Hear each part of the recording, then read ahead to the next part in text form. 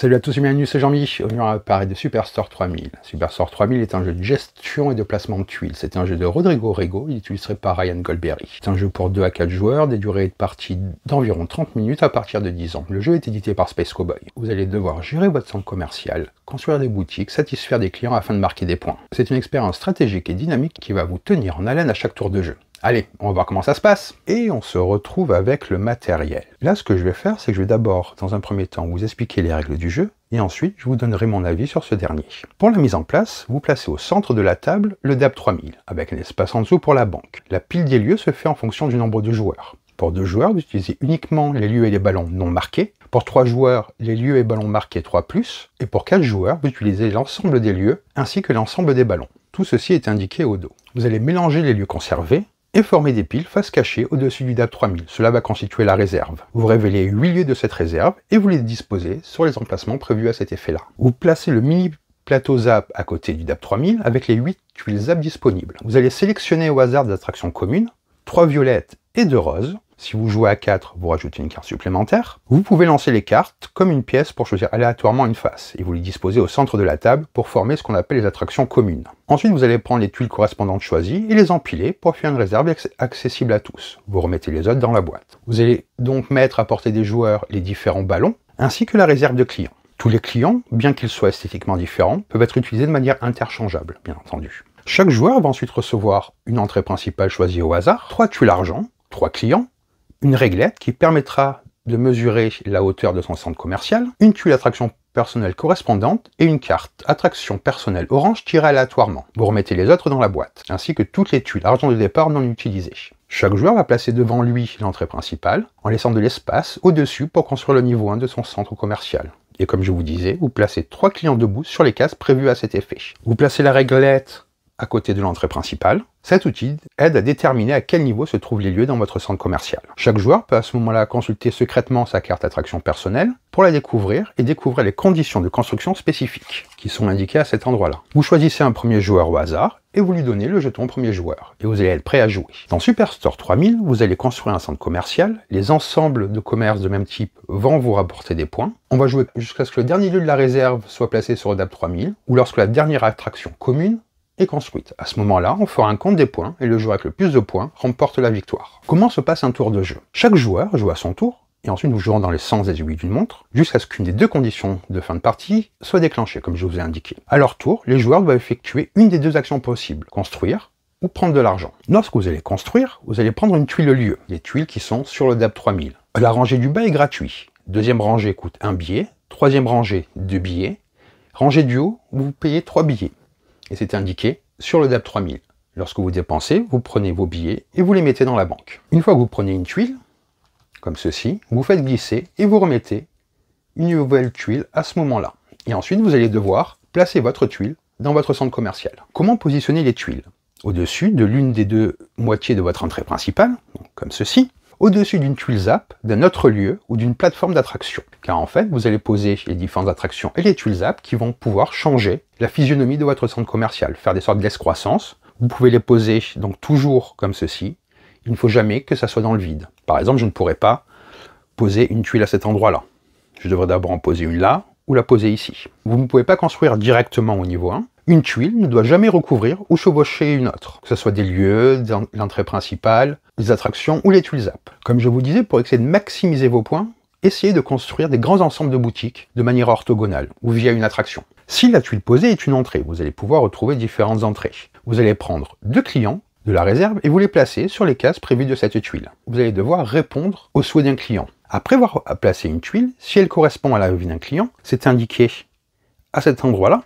Donc vous retrouvez les icônes des entrées sur les tuiles. Si après avoir donc placé une tuile, si elle correspond à l'envie, vous déplacez immédiatement ce client vers la destination. Je reviendrai un petit peu plus tard sur la manière dont se déplacent les clients. Car il y a plusieurs types de boutiques. Les boutiques sont classées par type, que vous retrouvez en fonction de la couleur. Il y a les boutiques d'alimentation, les boutiques de loisirs, les boutiques de mode et finalement les entrées. Ces tuiles permettent aux clients d'accéder à votre centre commercial. Elles ne sont pas des boutiques. Et grâce à tout cela, vous allez pouvoir construire des attractions. Des attractions communes, qui sont celles qu'il y a ici, qui sont tirées en début de partie, ou votre attraction personnelle. Chaque attraction a une condition de création qui est mentionnée sur la carte. Ces conditions doivent être remplies avant de pouvoir la construire. Avant de construire une attraction, vous vous assurez de remplir les conditions de la carte. Par exemple, avec celle-là, il faut avoir 6 boutiques de loisirs. Et comme ceci, c'est avoir 5 clients satisfaits, donc qui sont allés dans la boutique, vous les couchez à ce moment-là, 5 clients satisfaits dans ce type de boutique. Ensuite, vous retirez la carte correspondante du jeu, ou vous la révélez si c'est votre attraction personnelle, et vous placez la tuile attraction dans votre centre commercial.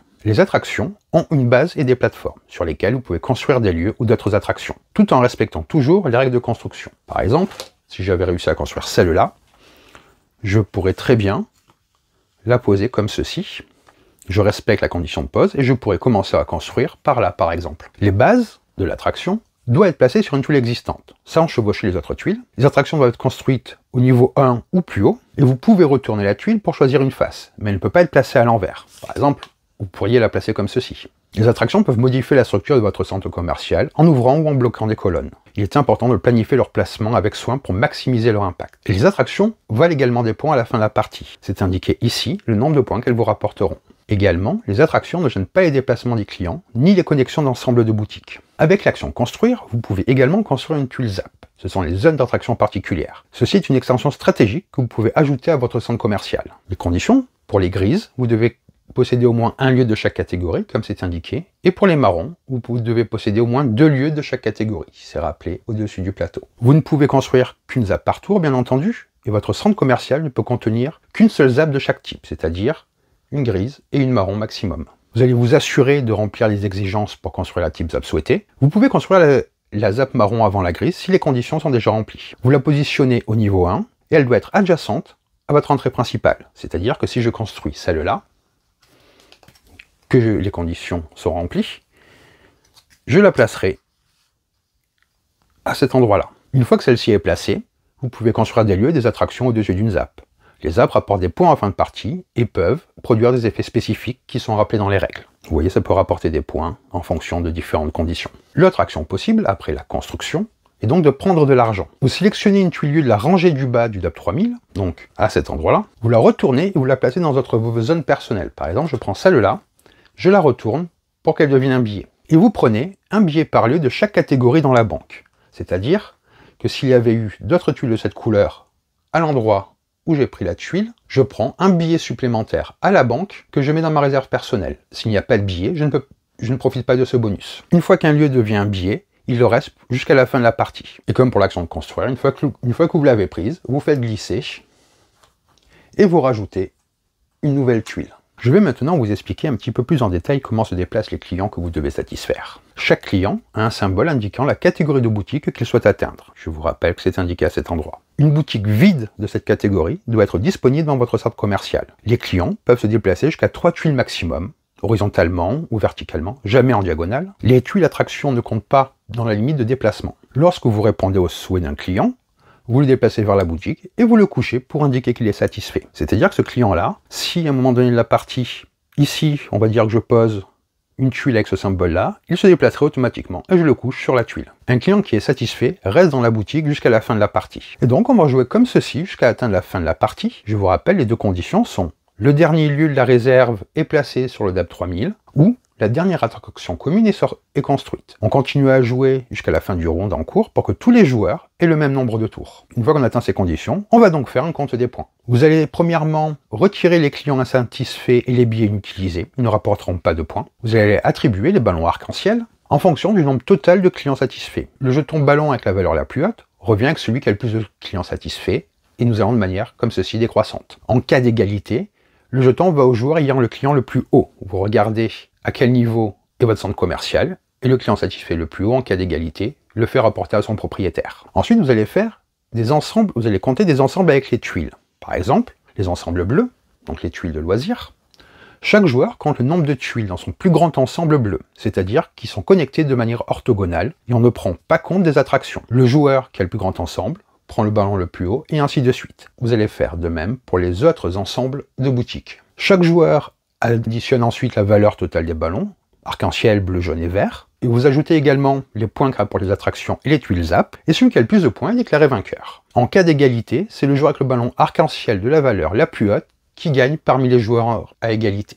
Je vais vous redire comment se passe un tour de jeu. À votre tour de jeu, vous avez le choix entre deux actions. Construire une boutique dans votre centre commercial que vous allez poser ou prendre de l'argent. Quand vous posez une tuile, si cela répond à la demande d'un client, vous le déplacez jusqu'à un maximum de 3, vous le couchez pour dire qu'il est satisfait. Si vous prenez de l'argent, vous prenez la tuile du bas, qui devient un billet que vous placez dans votre réserve. Vous allez essayer de construire les attractions communes, votre attraction personnelle, pour avoir des points, en plus des différents ensembles de boutiques qui rapportent des points. Donc voilà pour les règles de Superstore 3000. Maintenant, je vais vous dire ce que j'en ai pensé. La première chose qui frappe dans Superstore 3000, c'est qu'il vous transporte dans un monde vibrant, où le style rétro rencontre la modernité. Les illustrations sont magnifiques, elles regorgent de détails et capturent parfaitement l'esprit d'un centre commercial futuriste imaginé dans les années 80. Les zones de jeu et les plateaux sont ergonomiques et colorés, avec des icônes claires et bien pensées qui facilitent la lecture du jeu. De plus, les tuiles sont épaisses et de grande qualité, ce qui donne une sensation très agréable dès la prise en main. Superstore 3000 réussit à offrir une expérience à la fois accessible et riche en stratégie. Les règles de base sont simples. À chaque tour, vous choisissez pas une action parmi deux possibilités, construire ou prendre de l'argent. Mais ne vous y trompez pas. Derrière cette apparente simplicité se cache une profondeur tactique impressionnante, car chaque décision compte. Construire un lieu pour étendre son centre commercial est tentant, mais accumuler des billets peut être crucial pour s'assurer les meilleures options au prochain tour. Et que dire des choix liés aux attractions personnelles et communes? Ces objectifs ajoutent une couche de stratégie passionnante, tout en offrant de belles opportunités d'interaction avec les autres joueurs. Le jeu se veut compétitif sans être oppressant. Vous ne saborderez pas directement les plans de vos adversaires, vous devez constamment surveiller leurs actions. Par exemple, si un joueur se rapproche de la construction d'une attraction commune, vous aurez tout intérêt à réagir rapidement pour ne pas passer à côté d'un précieux bonus. De plus, la gestion des clients ajoute une dynamique assez unique. Chaque client a ses propres envies et réussir à les satisfaire nécessite une planification intelligente de votre centre commercial. Cette mécanique rend chaque partie vivante et engageante, tout en récompensant les joueurs les plus attentifs. La diversité des tuiles des attractions, ainsi que des cartes personnelles, garantit que chaque partie sera différente. Vous ne pourrez jamais tout anticiper, et c'est là toute la beauté du jeu. À chaque partie, il faudra adapter vos choix en fonction des opportunités et des contraintes. Ajoutez à cela le plaisir de construire votre propre centre commercial qui, à la fin, est une véritable œuvre d'art ludique, et vous obtenez un jeu qui donne envie de recommencer encore et encore. Vous ne vous lasserez pas d'optimiser vos boutiques ou de trouver le meilleur emplacement pour vos attractions. Que vous soyez novice ou expert, Superstore 3000 s'adresse à un large public. Les joueurs occasionnels apprécieront la prise en main rapide et les tours fluides. Les amateurs de stratégie, eux, se régaleront des nombreuses décisions à prendre pour maximiser leurs points. C'est, je pense, également un jeu idéal pour les familles. La compétition reste en bon enfant et les interactions subtiles permettent de jouer dans une ambiance détendue. On rit, on planifie, on se surveille, bref, c'est un pur moment de plaisir partagé. Avec ses composants solides, ses illustrations soignées et sa profondeur de jeu, Superstore 3000 offre une expérience pour un prix qui, de plus, est très raisonnable. La fin de partie est tout aussi intense que le reste du jeu. Le décompte des ballons, qu'il s'agisse des arcs-en-ciel ou des couleurs spécifiques, sont gratifiants, car ils récompensent votre planification tout au long de la partie. Les clients satisfaits, les ensembles de boutiques bien construits et les attractions judicieusement placées permettent à chacun de briller dans des aspects différents du jeu. Superstore 3000 vous offre une expérience immersive et palpitante qui fait appel à votre créativité et à votre sens de la stratégie. Avec son univers coloré, ses mécaniques parfaitement équilibrées et sa grande rejouabilité, ce jeu a tout pour devenir un incontournable de vos soirées ludiques. Si vous cherchez un jeu qui mêle réflexion, interaction et fun, je pense que Superstore 3000 est fait pour vous. Comme vous voyez, tout le matériel, comme je le disais précédemment, est vraiment de très bonne qualité. Par exemple, ces clients, ils sont assez magnifiques, en acrylique je pense. Les cartes sont de bonne qualité, les tuiles également, et le jeu a une vraie présence sur la table au fur et à mesure que vous allez développer votre centre commercial, qui va monter en niveau. Il faut un petit peu de place parce que ça peut vraiment partir dans tous les sens et c'est assez rigolo. Donc j'espère que cette vidéo vous a plu, qu'elle vous en a plus appris sur Superstore 3000. Si vous avez aimé cette vidéo, n'hésitez pas à laisser un commentaire et à vous abonner à la chaîne, ça nous aide beaucoup pour le référencement et ça nous fait toujours plaisir. Sur ce, je vous dis bonne partie et bon jeu!